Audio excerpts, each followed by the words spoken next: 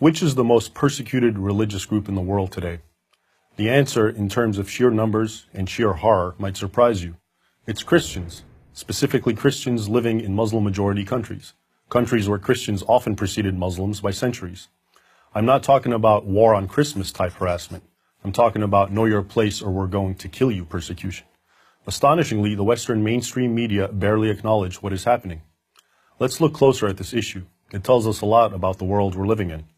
100 years ago, 20% of North Africa in the Middle East, the birthplace of Christianity, was Christian. Today, Christians make up 4% of the population. Much of that decline has occurred in the last decade. In essence, Muslims are rendering North Africa and the Middle East free of Christians. Take Egypt, for example, my ancestral homeland. In just the past 2 years, tens of thousands of Christian Copts have left Egypt, and many others want to leave, but they simply cannot afford to. Why they want to leave is no mystery.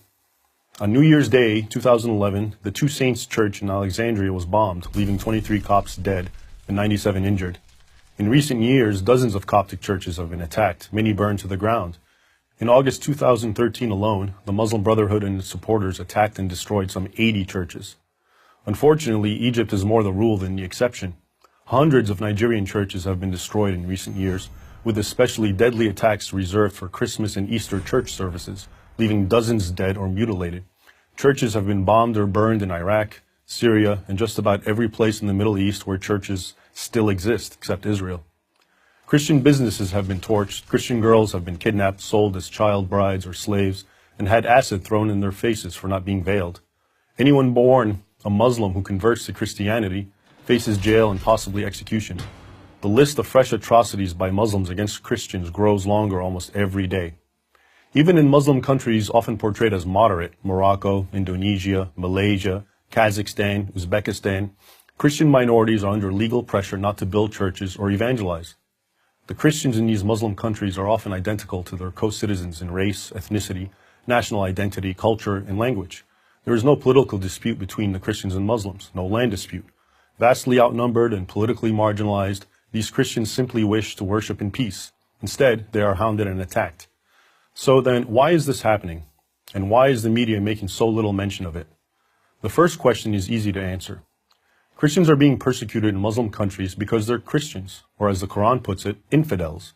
That is, non-Muslims who are regarded by many fundamentalist Muslims as inferior. As a fundamentalist interpretation of the holy books of Islam has grown in the last 50 or so years, Christians have suffered, and in recent years they have suffered terribly. I document this in my book, Crucified Again, exposing Islam's new war on Christians. If this were happening to any other group besides Christians, it would be the human rights tragedy of our time. There would be loud worldwide calls for action. But the silence in the mainstream Western media is, as they say, almost deafening. Why?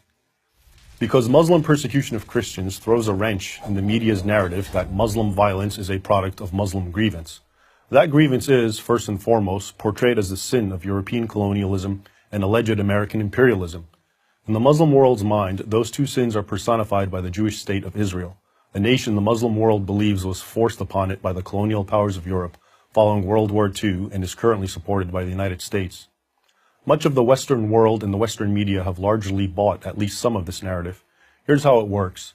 Because Israel, with the backing of the United States, is stronger than its Muslim neighbors, the media, while not defending Islamic terrorism, often portray terror against Israel, America, and even Europe as the actions of understandably angry underdogs fighting for what they deem justice.